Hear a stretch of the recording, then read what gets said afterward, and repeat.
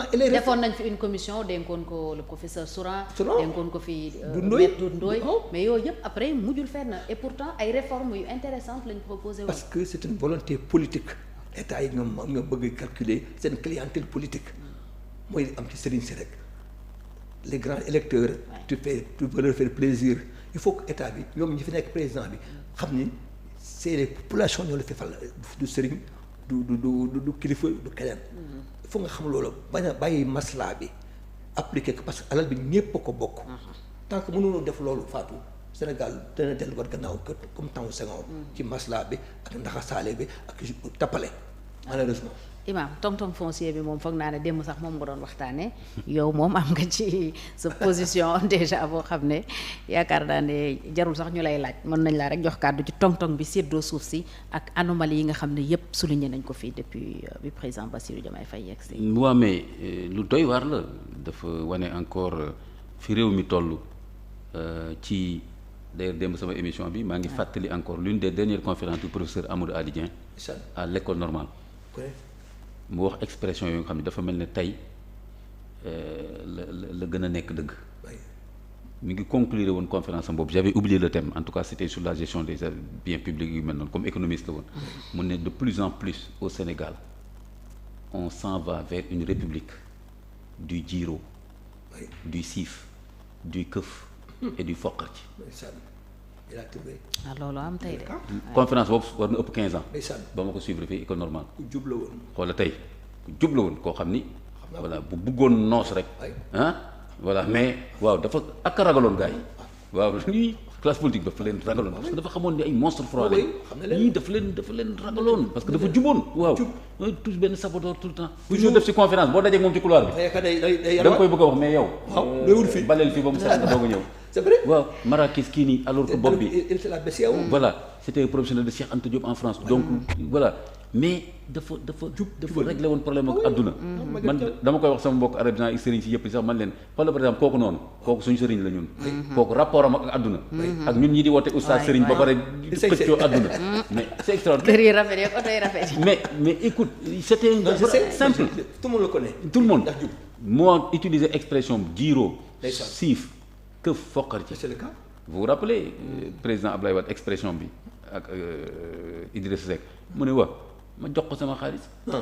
mu bañ a indi weccit bi. c'est ça le rapport au pouvoir au Sénégal c'est un rapport au repas. C'est vrai.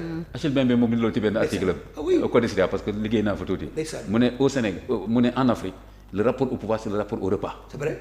jiiroo ñun bu ñu nekkee xale ngénte am jiiroo wala. waaw parce que dañuy bëgg rek. état d'esprit boobu la suñu chef d'état yi am. moo ne leen souvent doyen jot nga ko seetlu da ngay gis benn président africain wala ministre africain en tout cas haute autorité africaine mu jékki-jékki rek wax yu ñàkk solo yoo xam ni. da nga day gàcceel Afrique. ma ne leen loolu fu sori la jógee nag. culturellement ak état d'esprit bi ñu am dañuy wax yoo xam tubaab bi duñ ko wax. ci affaire nguur parce que ñoom. voilà rapport boobu fan mu ngi noonu.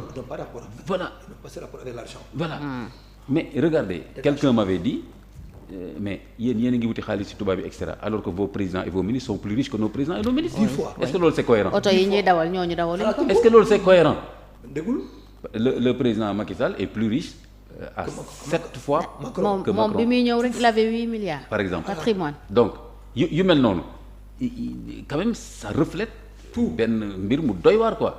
donc aussi affaire foncier bi noonu lañ ko defee nii tong-tong di ko séddale là aussi encore c'est toujours la classe politique qui est derrière. toujours ñoom ñooy séddale nu mu leen neexee sédd seen bopp. sédd ku leen neex mais en plus nag ils font des pratiques tellement perverses. malsaines yoo xam ni xam nga du ñuy def dañuy jël sédd seen bopp sédd ñeneen séddaale yenn sëriñ et cetera ñoo xam ni des fois sax duñ ko demander. pour que ëllëg justement lu mel ni su amee. ñu protéger leen xoolal par exemple et là je suis très déçu je le dis parce que suñu plateau bi fii ñu on est libre ku bëgg tamit nga indil ñu ay arguments. je suis très déçu du maire Babacar Diop par exemple. il a dit hier loolu la wax. je ne publie pas parce qu'il y a des religieux. que je respecte. que je respecte yoo xam dama leen ci jox.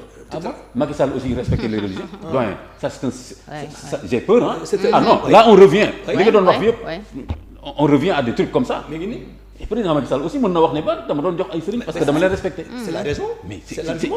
c'est l'argument ce clientélisme là. mais foo dem mu am tong-tong sax ñaare c'est ça qu'il faut. mais toujours et je vous dis une chose. C'est fait à des dessein. fois sëriñ yooyu ñu ko jox des fois sax duñ ko demander Yëgulu ko. dañ leen koy jox pour mën a. ëllëg. làqale su ñu nee sëriñ bi jox leen ko fii 1 hectare en même temps maire bi wala ministre bi wala gouverneur bi wala préfet bi. wala président moom ci bopp mu ne ma dencalaale leen ma foofu benn hectare à côté. waaw bu ñaar. mais oui. mais regardez-moi ces pratiques là. est-ce que ñu yore réew façon bu mel nii. Ah. est-ce que ñii ay nit yu correct lañu. pour ne pas dire les choses. xool aéroport Léopold Sédar Senghor. ni ñu gis ko naa ko. oui. non gis naa ko dem naa fa. mais xoolal par exemple un maire n'a aucun pouvoir de distribution de terre. Et il a dit. dans le code il a dit non non là ils ont eu 120 parcelles. Parcelles. sur 2000 hectares ou 200 hectares. Voilà. 120 parcelles. Yu ñu déclassé, autour de 2 hectares. oui maire bi. jël joxe lii alors que ci biir code collectivité territoriale le maire après nga ne aussi mon pouvoir discrétionnaire am benn femme bu nekk conseil municipal mu ne nañ publier liste autorité nga ne dama ko publier parce que dafa am ay sëriñ yu fi nekk ak ay catholique aussi ak tamit ak nu mu tuddati ak ñoo xam ni nu mu tuddati sama pouvoir discrétionnaire may na ma ñu bañ leen a tudd ma ne bon su fekkee ni jeune maire yi ñëw di wax alternative lii lañ commencé def on peut craindre quand même. On n'en finira pas, voilà. Moi, je suis déprimé. Ngeen baal ma mais je me décourage quoi parce que je me dis mais on s'en sortira jamais quoi. Tu vois. Ça c'est l'esprit sénégalais. c'est ce qu'on appelle le système. Ça c'est en quelque sorte ça c'est le génie sénégalais. Babacar Diop bokk na ci ñu doon xeex système boobu. wax ne moo ci jiitu. donc on pensait que nañ gelawaar. Ouais. lii mooy valeur gelawaar. gelawaar du jël lu mu moomul. Mon professeur. du séddale ci façon bu mel nii. donc il faut faire attention. Je pense que c'est ces premières erreurs là nañ ko gaaw a jàngat ko jubbanti lañ wax mais lii nii njubadi lay bëgg a doon plutôt que jubbanti. Bien sûr. Alors il faut faire attention à ça surtout ñoom dama leen koy wax parce que ils sont plus jeunes que moi ñoom laa gën a ñemee wax dëgg sax waaw parce que voilà samay rakk lañ damay daje ak ñoom ci état ñu may jox respect. waaw imam on tente am na ñoo xam dañu leen dégg mosquée université say sermon ci yu mel nii. Birahim Seck mu ne ma yow sa ñaata sermon laa déglu ci affaire bonne gouvernance mu ne ko ah bon. ma ne ko je suis très content alors et cetera donc ñii du ma leen bàyyil dara parce que voilà parce que je suis leur grand frère am naa légitimité yaay seen imam. voilà te yu bëri ñuy combat fi man commencé woon naa ko bu ñuy def sa livre bi man ak yow ñoo taxaw ak moom. mais te parce que mooy ce point littoral bi foog naa foofu laa mujjee mëq lacrymogène j'étais avec Atepa après j'étais pas d'accord avec lui parce que bi ma gisee tamit ses entrées avec la classe politique ma démissionné ñu ne ma non imam da nga gaaw a gedd naa ma ne non du ko bu ma gisee lu jaadu rek ma daw su ma ko mënul soppi à l'intérieur te ñoom dañ koy barricade ba nga xam ni xam nañ seen i affaire dañ koy fermer xanaa ku ci duggul moo ko xamul c'est fait à dessein. c'est fait à dessein dañ koy fermer quand je vois dans une réunion d'une société civile kii jiite société civile bi di doog a raccrocher ak président wala ministre bi doog a dugg ci réunion bi y a de quoi y a un problème ma daw ba ma amee tànk parce que xam nga lu muy indi mooy dañuy jékki-jékki rek ndekke sax ñu ne la imam après nga jaar fële y a quelque chose pour toi nga jaar fa gis benn parcelle pour yow scandale bi bu tëbee looy wax yaa jiitu kay. te fekk tu n'as même pas demandé par exemple bu Thiès bi man quelqu'un m'a dit sama benn informateur il m'a dit carrément que am na ñoo xam ne maire bi ci boppam moo leen wax def leen demande ma jox leen il n'avait même pas demandé ñooñu fu nekk ni ñeme wuñ wax c'est pour demain. Pour protéger. donc on prend le foncier on en fait un capital voilà.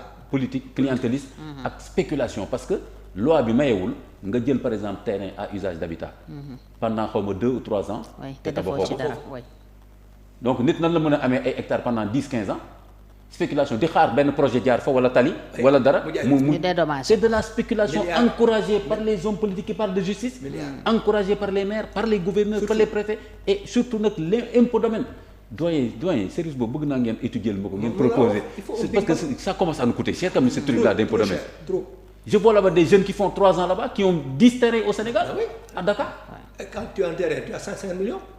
des jeunes un mètre carré 1 million. di umra comme léegi umra dafa xew di umra chaque année. ça coûte au moins 4 millions benn umra. parce qu'ils sont liquides. des jeunes qui n'ont pas fait plus que d'autres gens. qui font juste 3 ans aux impôts domaines am lu dul jeex foncier parce que dañuy sédd seen bopp sédd ku leen neex. mais quand même il y a des problèmes. gis nga affaire impôt domaine bi quand le chef du bureau on lui a demandé il a dit nañ ko may temps parce que lui-même se retrouvait pas tellement ma ne ah bon tiens je ne pas tellement ci dossier bi. À ce point. Quand même je pense que par exemple loolu war nañ ko réformer te ñi fi nekk nii xam nañ lu mu def. léegi nii coup de pied dans la fourmilière. oui carrément. compteur remis à zéro. et comme li Fatou Thiam wax léegi il faut même quelque part aussi sax revoir ces réformes là assises sur le foncier. parce que c'est très sensible. c'est très sensible. doyen yaa ma gën a xam. non mais foncier rural bi sax moo raw boo demee Amérique latine guerre civile yu bëri yu fa Bolivie yëpp nii tous ces milices là c'était pour défendre leur terre. Il faut faire attention. Et le foncier n'est pas extensible à jamais. ñun on a 197 000 kilomètres carrés. bu ñu ko nee nii. dans quelques années il y a 200 Sénégalais qui vont posséder le pays. Dakar c'est le cas. oui Dakar fees na. mu fees na. y a plus rien. waaw jëm Diourbel. mais justement ñii di séddoo nii xam nañ loolu. xam nañ loolu moo tax ñu gaawante di jël hectares yi foofu. Thiès waay. xam nañu foofu lañ jëm. mais est-ce que li yëfu gor la. yëfu gor jël ay hectares di ko spéculer. non nee nañ giiroo la wax. légalement parce que ko ñoo ñëpp nii mën nañu génneel seen kayit. bien sûr dañ ko doon signé leen ko. bien sûr. ko yow on a signé ça et que dañu désaffecté pour yow ñu jox la ci nangam yow ñu jox la ci nangam yow ñu jox la ci nangam. am na rupture d'égalité citoyenne. tey jii yow boo bëggee benn 150 mètres carrés boo dugg lu ñu lay wax dañu naan dama dugg ci benn coopérative. nga fay cotiser nangam. pourquoi mu am ñeneen ñoo xam ne ay Sénégalais comme ñëpp lañ ñoom ñu jékki-jékki ñu ne la am tant d'hectares. parce que politique. mais quand même mais ñii classe politique bi quand même mais qu'est-ce que c'est que ça. ça c'est lu ñuy wax trafic d'influence lay nekk. voilà moo tax mu nekk métier léegi fii Sénégal. justement gaawantu dem nekk politicien. les gens s'enrichissent comme ça.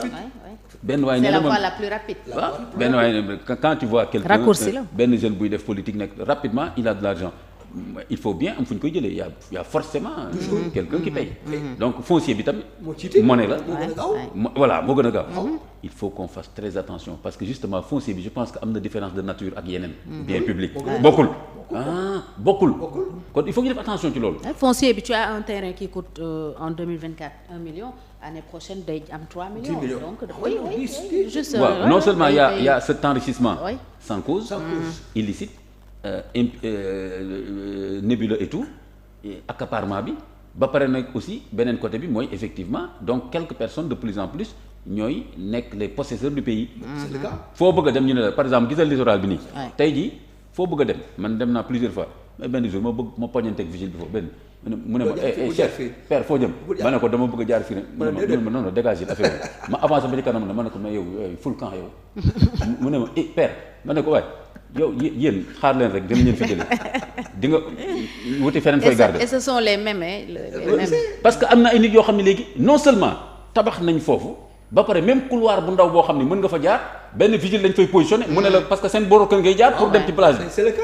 mais on est dans quel pays. et puis Dakar rek de xoolal Saly. waaw Saly ci biir géej gi la def ay seen. waaw château mur bi ba ci biir géej gi yow doo ñëwee ba foofu da ngay wëri.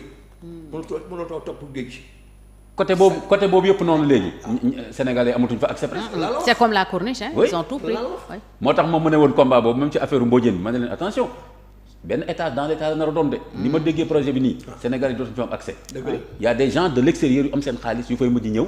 di def nangam. mais attention à ça donc affaire foncier bii. c'est très important. et le foncier rural moo raw. parce que boobu dañuy fekk ay nit yoo xam ne suuf si nu am ci la ñuy bay di dund. l'exemple de Ndengler. oui ak yeneen yoo xam ne on a entendu le médiateur de la République alerter avant-hier. le président l'a vécu. oui président ci boppam. moom moo porté woon parce que c'est son village. voilà. kon xam nañ affaire yi. moo tax ma ne leen ñoom sama jeune frère yooyu moo tax ma ne leen yéen moom. ils n'ont pas droit à l'erreur. yéen laa gën a yërëm parce que da ngeen fekk affaire yi leer ñu xam ko. xam ngeen ko bu njëkk ba am na lu bëri leerul woon. bien sûr. bu njëkk ba doo xam sax. nit ñi dañu ëppale woon lu waaw voilà. c'est des villageois, c'est des paysans. xam nañu par exemple président bi il s'était opposé à Ndengler. kon xam na nu mu demee. donc quand un autre maire se donne xaw ma 50 hectares ba pare loué ko ay chinois. di dugal ci poche am loolu ban loi moo ko mënee. aucune. faut faire attention à ça. mais nañ baadoolo seen baadoolo c'est leur affaire. mais là justement la loi est ici pour ça. donc ñun on va pas faire un jugement moral ku nekk defal lu la neex mais na nga fi fekk loi.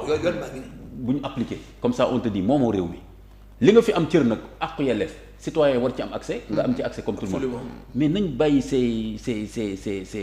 ces richesses indues là gàcce la ci réew mi te day indi ay fippu rafetul mais vraiment man mënuma comprendre nga def ay campagne woo Sénégalais yi tànqal leen réew mi teguwul ci yoon danaa ko teg ci yoon ba pare buñ la joxee rek nga commencé sédd sa bopp sédd sa waa kër sa ñi nga bokkal parti say sëriñ say ustaas nga sédd ba pare buñ la waxee léegi nga naan ay non sama pouvoir discrétionnaire ay du ma feeñal lii te yooyu nga doon dénoncer qu'est-ce qui se passe dans ce pays donc il faut vraiment société civile bi surtout ñu gën a taxaw temm ci waxanteeg askan bi di leen clarifier enjeu yi bu leen nangu lu mel nii complicité bi ëpp na tey yi parce que bu fekkee ni tey conseil municipal bi maire bi am na loo xam ne moom rek waru ko mën a doxal ñeneen ñi noppi tout seul ngeen def conférence de presse daal ne li muy doxal loi bi mayu ko ko mais tu vois